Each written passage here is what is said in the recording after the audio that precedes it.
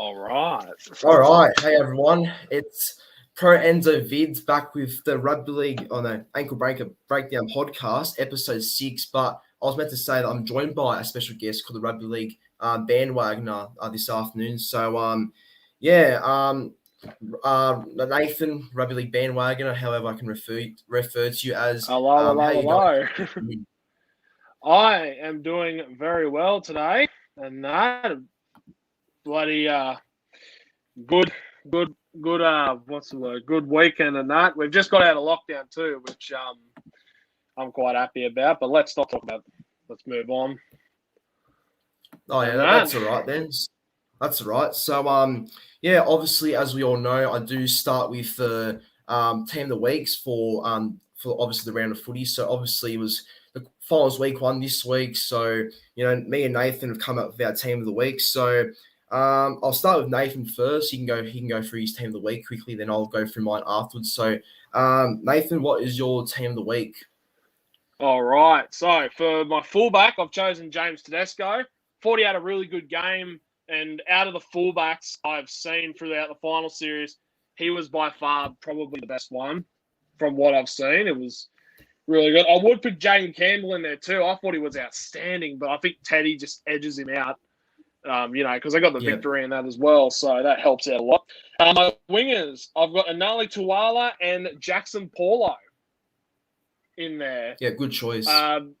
Tuala having a triple on the weekend, and Paulo had a really good game too as well. Alex Johnson I'd also put in there as well in that. For my centers, I've got both Justin Olam and Will Penasini in there. Right. I love watching Justin Olam play, and I love watching Will Penasini just develop into he's going to be future. He's going to be the future of that club, Parramatta, in my opinion. He's going to be absolutely outstanding. Hope so. My 5'8", it has to go to Cody Walker.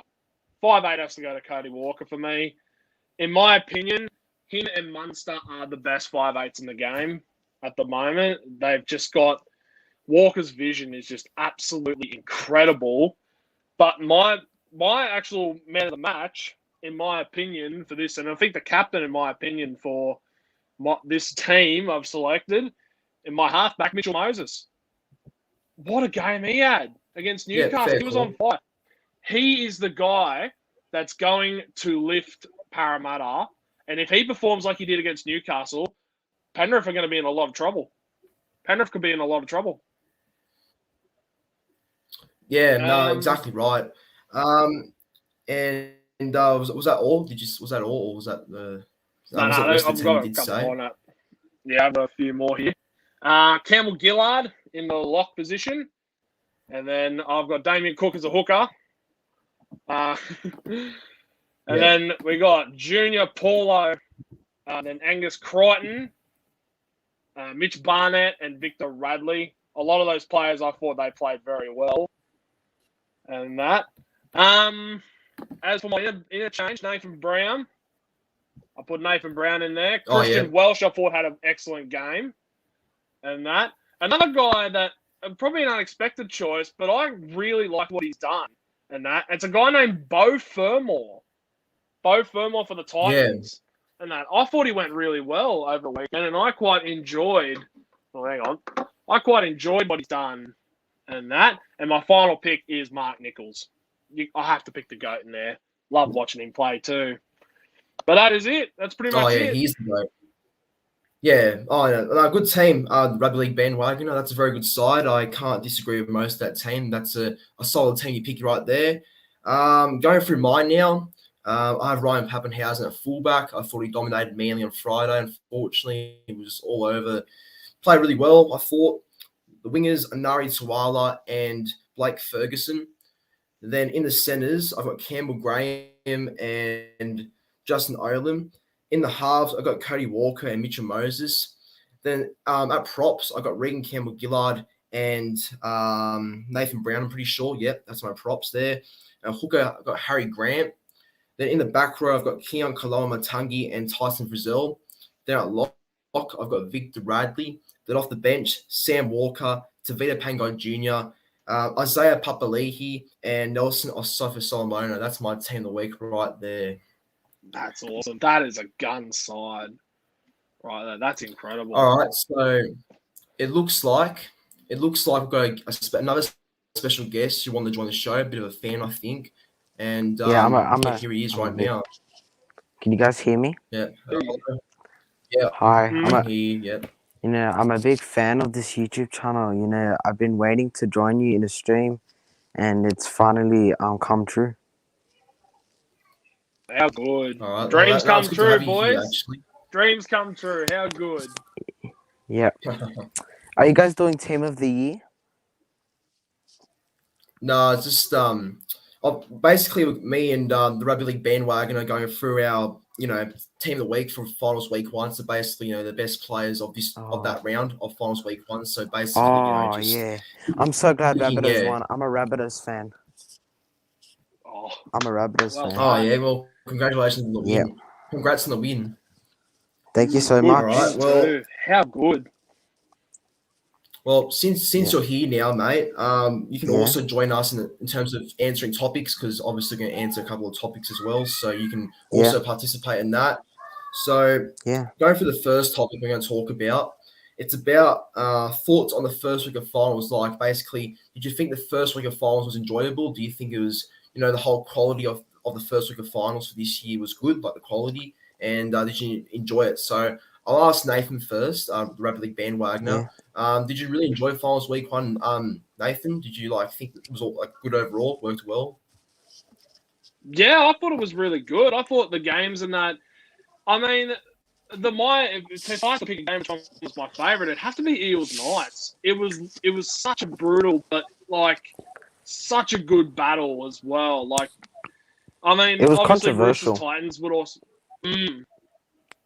It was, and that. I mean, Roosters Titans, that's another great one. And it really shows, the future Gold Coast have, too, as well. Yeah. And 5 years I think in the Titans, making. Pretty much, yeah.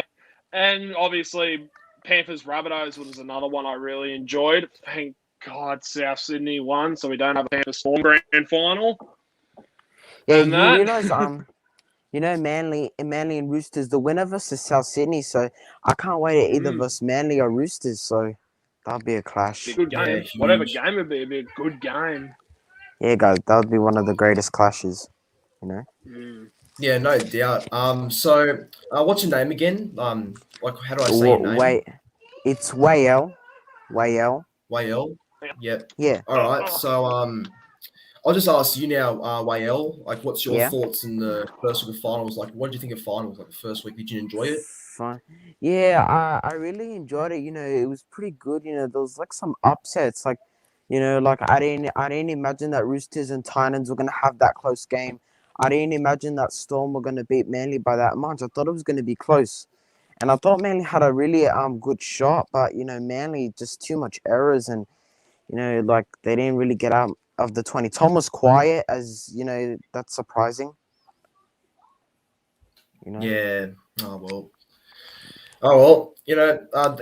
Actually, good. No, good thoughts on the first week of finals. I agree with both of you. Both of you guys' thoughts on that one. But yeah, basically mine now. I thought the first week of finals was pretty good.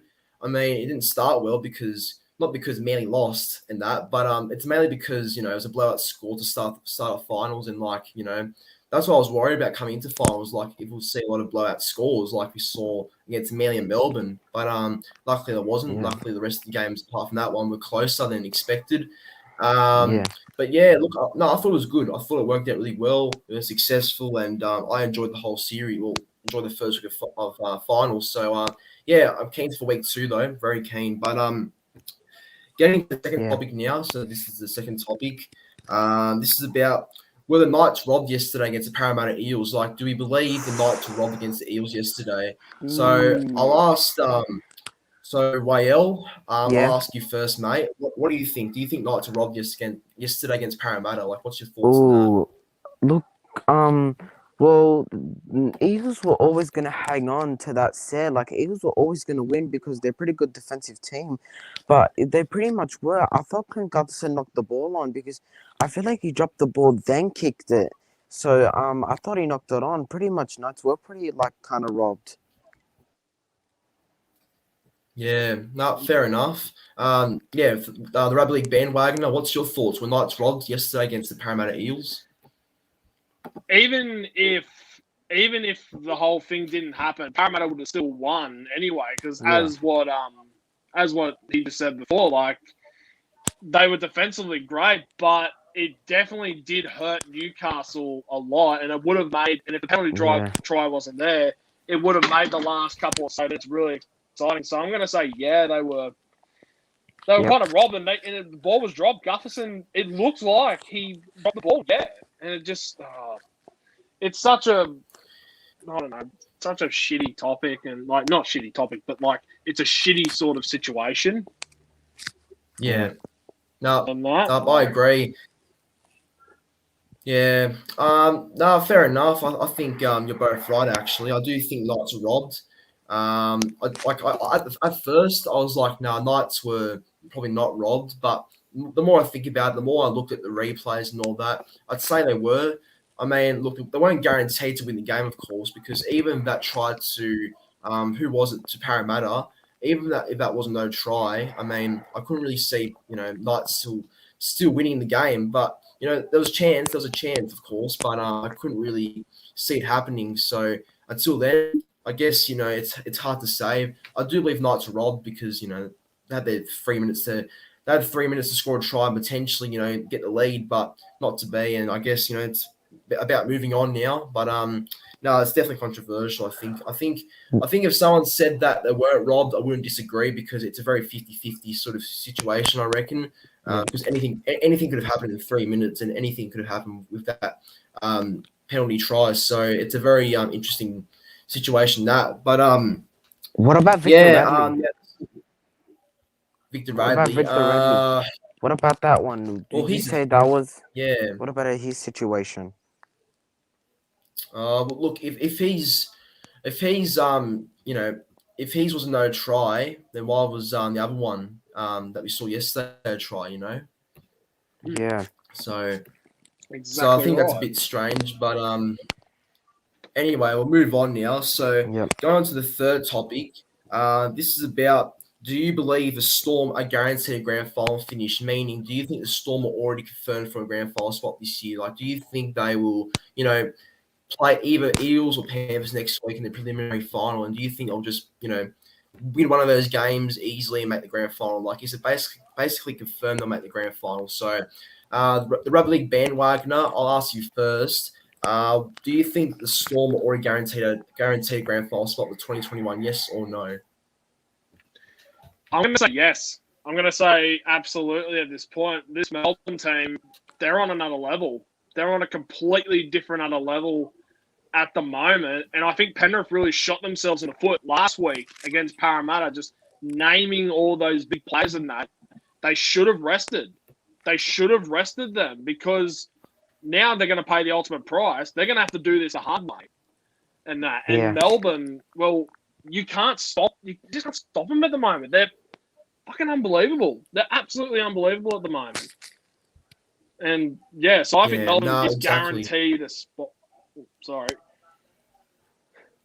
No, fair enough. I think, you make a valid point there, the Rugby League Bandwagoner. But, so Wael, I'll ask you now. What do you think the Storm are placed? Do you think the Storm are confirmed for a grand final this year, in your opinion? Yeah, they're guaranteed because, straight to the prelims, you get that week off, especially this time of year, finals. It's such an intensity game, and the best thing you need is a week off, and that's something the Panthers missed out on. But Melbourne, they're guaranteed to the finals, and whoever they verse, either Penrith or Parramatta, they're gonna beat them, and they're gonna go straight to the grand final. Yeah, no, fair enough. Yeah. Well, what's my thoughts on it? See, I think Melbourne, they've been great this year. Obviously, the season they've had should basically, sort of certify that they are a grand final team this year, like the season they've had overall. But like we've all seen before, the Storm have a history of choking in finals. Like it's happened before. The Storm have always choked in games where they're supposed to be in the grand final and supposed to maybe win it that same year, but they end up choking that one game. And obviously, it kind of it's true because it's happened before many times, and it could have if it happens again. It does remain to be seen, but I doubt it because I feel like Melbourne will be okay if they beat Penrith, which I think is a chance, and then they should beat Parramatta if they verse them. So yeah, I'd say it's guaranteed they make the grand final. But I guess you've always got to bring up that stat about them choking finals, so you can't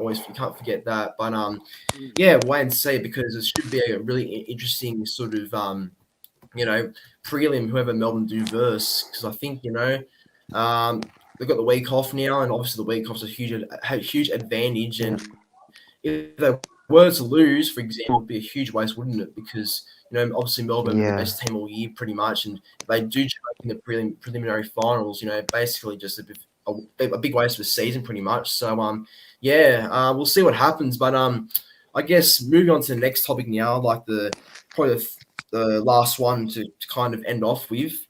The situation between Ivan Cleary and Wayne Bennett. So basically during the week, Wayne Bennett was making comments about how every time Nathan Cleary kicks the ball on the last tackle, basically when Nathan Cleary kicks the ball on the last tackle, and when the Rabbitohs players put pressure on Nathan Cleary when he's kicking the ball on the last tackle, that he's saying that particular Panthers players block or shield Rabbitohs players and putting pressure on Nathan Cleary in the last tackle to prevent him from kicking the ball. So basically, he's saying there's shielding going on around Nathan Cleary in the last tackle. So don't know what your thoughts about that is, but just the comments itself, like all the comments, basically about how Ivan Cleary and Wayne Bennett going at each other, saying claiming the referees on the side or whatever from last time and that. So I don't know. It's just basically a bit of a little rivalry going on between Ivan Cleary and Wayne Bennett. I reckon a little bit of a rivalry going on, but the RugbyLeague bandwagoner, Nathan. I'll ask you for your thoughts on it first. Do you think it's healthy for the game, like seeing that sort of argument happen, or do you think it's a bit over the top and it's a bit something that shouldn't happen? Like, what are your whole thoughts on it? For marketing, if you're going to market the game and that, I think this is perfect. I think this is a perfect way to bring in more intrigue into the game and bring more people to come and watch it just to see what happens. And Wayne Bennett, he's not the super coach for a reason. He's a super coach for a reason. That he's got he's got the tactics and that, and he's backed it up on the field. Cleary, obviously, obviously off his game and that, and just really showed with his players and that too. And I think it's great. I personally think it's great for the game. Great banter, and that needs to be more characters in the game. Needs to be more characters. No, exactly. Fair point. Wael, ask for your thoughts now. What do you think about the whole Ivan Cleary versus Wayne Bennett situation in terms of the comments that were being made between them two coaches? Like, what are your thoughts on the whole situation that happened during the week between them two? Well, first of all, NRL Bandwagoner, he's right.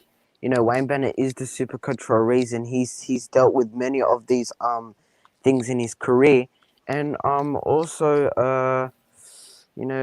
Ivan and Wayne, they have their opinions of what they think about the illegal blocking. Wayne thinks Cleary had too much time to kick.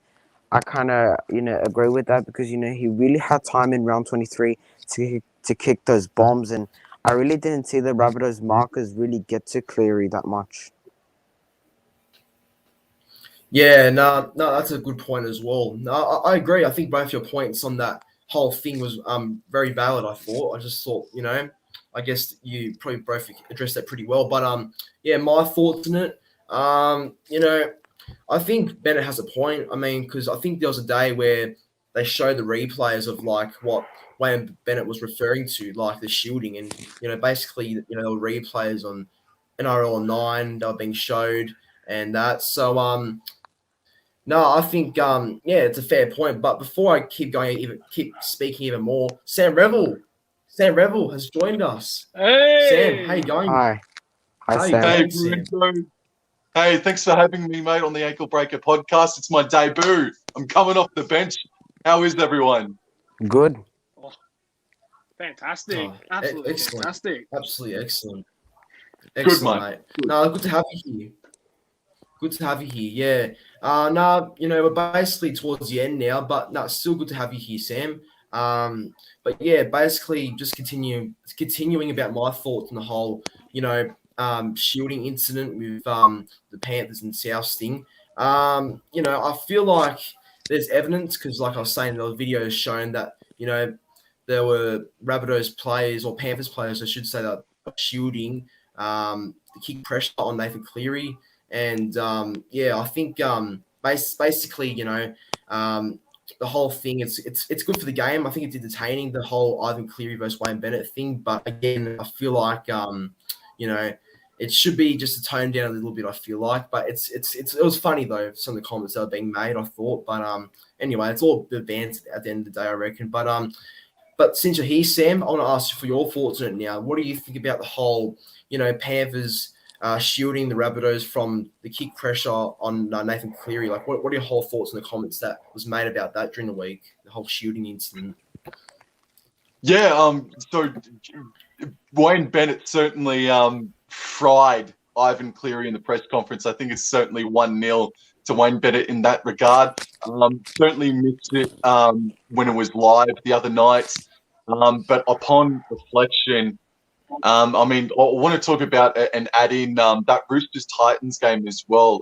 Sam Walker, there's been controversy about Sam Walker going for the field goal and Roosters creating a defensive line in an offside position as well.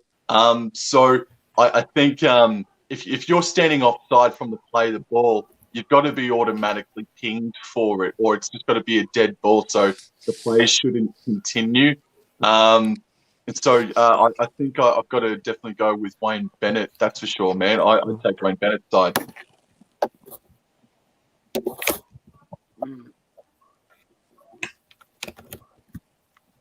You there, Lorenzo? No, fair enough.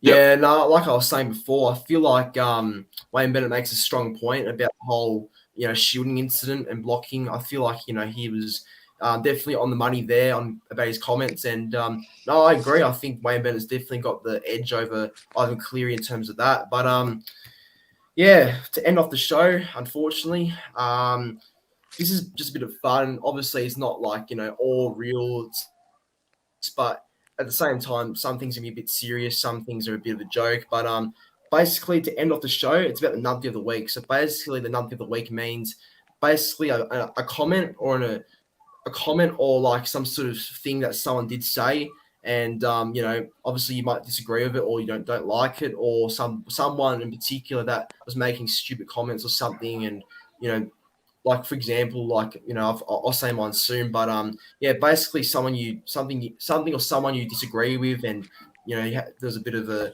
I guess, bit of a heated up sort of thoughts in the whole thing with someone, and that's basically what the numpty of the week is. But the RugbyLeague Bandwagoner, who is your numpty of the week? I know who it is, but you say it. It's a guy by, I can't remember I forgot his last name now, but his name is Nate.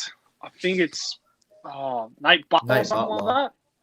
His name is Nate Butler and that. And he's just he's a tart. He's a genuine tart. And I don't want to be negative. I hate being negative in that, because that's the last thing the rugby league community needs. I'm all about bringing the power of positivity, but you just get those dimwits. You get those absolute dimwits. They want to fucking ruin it for everyone and harassing Nick from Australia, Warriors, NRL Fanatics and that, and just basically messing up their mental confidence to put videos up. And it sucks, because when we shouldn't even have this. We shouldn't have, all this negativity and that. The community is about supporting each other, not trying to tear each other apart. Yeah, I'm I planning on agree. making a full video on it soon, and that how. No, I feel about exactly. negativity No, that's fair living. enough because obviously those. Mm. Yeah, yeah, yeah. Mm. No, good idea. That's a good idea, and I'll be watching that when you do it as well. YL, do you have like some sort of nugget of the week, basically something that you agree with, or someone you do disagree with? Like, do you have any of that at all this week? No, not really. There's been good comments on my channel. I don't think there's any been bad.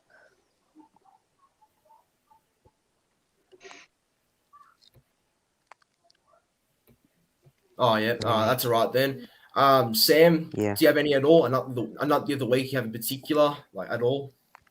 Oh, look, I think anyone's a numpty if you start trying to flame or try to hurt someone's feelings if they are suffering from a disability or something Ooh, of that yes. nature.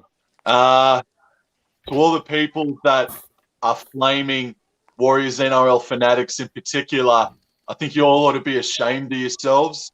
You don't know his living circumstances. You don't know anyone's living circumstances. Don't take anything for granted. And I wanted to come onto the Ankle Breaker podcast and just put my piece forward because the shit that I've been seeing, the shit that I've been hearing and reading, mate, it's not what as Bandwagoner said, it's not what the rugby league community should be all about. We all got to support each other, but there is just this toxic group out there that is making it rather painful and sort of dispiriting for others. And I just wanted to make that public. And if I see anything, I won't be afraid to say my piece. Mm. No, well Exactly said, well right. said. I think the bullying is over the top.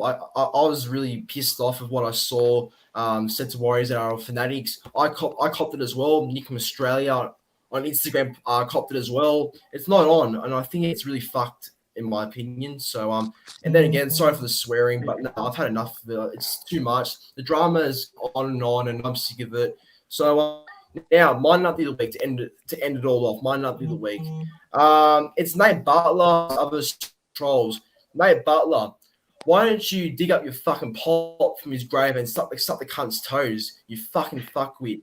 I mean, like the thing is, the thing is, we've already had the Jacob Blake situation, we've already had his situation done and dusted now. We've already had, other situations where there's been fake accounts on Facebook, Instagram, trying to troll and that. We've already been past that, but to now have someone called Nate Butler, starting shit, and other people like there was a couple of other people like a fake Nick Potato stupid account. Anyway, whatever. But like you get what I'm saying. Like there's those fake accounts that try and start trouble, and it's just fucked. And we're just trying to do content like me, Sam, probably Bandwagoner, Nick, and all that.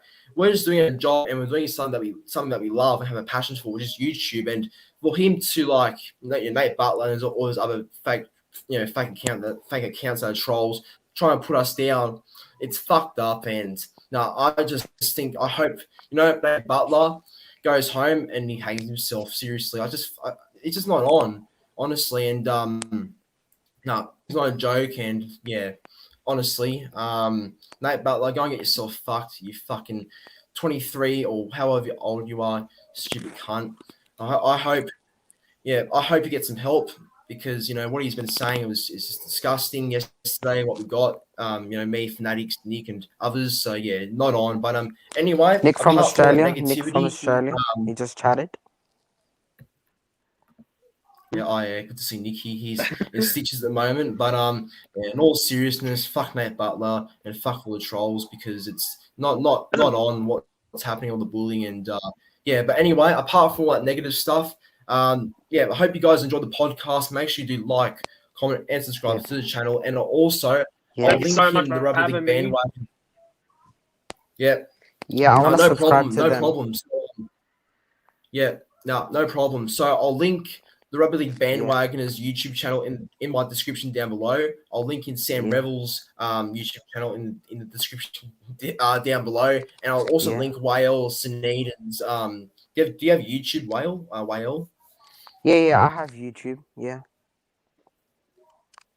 I can copy so it I'll and just send link. it. I'll link your